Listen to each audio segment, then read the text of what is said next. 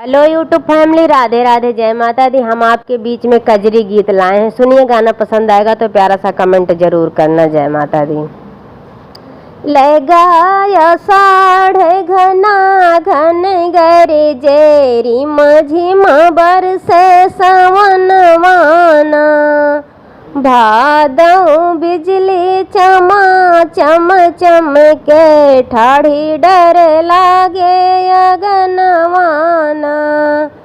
लगाया साढ़े घना घन गरजे, रिम झिम बरसे सवनवाना, भादों बिजली चमा चम चमके, ठाढ़ी डर लागे अगनवाना।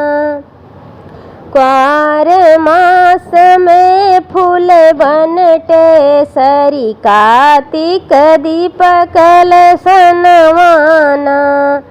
ए गहन मास हमें नहीं भावे, सब सखी चली गवनवाना। क्वार मास में फूल बनटे, सरी कार्तिक दीपक सनवाना। ए गहन मास हमें नहीं भावे, सब सखी चली गवनवाना।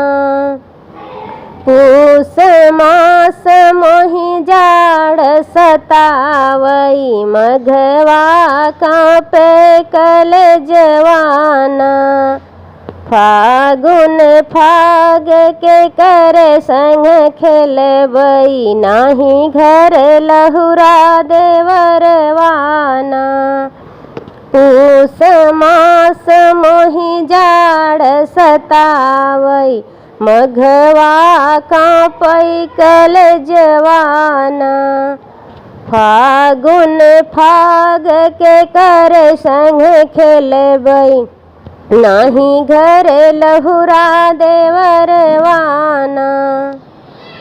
चैत मास में बोलाई कोयलिया, बैसखवा तुलसी पूजनवाना।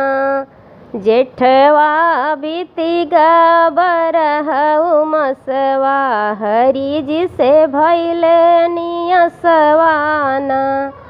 चैत मास में बोलाई कोयलिया, बैसखवा तुलसी पूजनवाना। जेठवा बीती बरहु मसवा, हरि जी से भइले नियसवाना।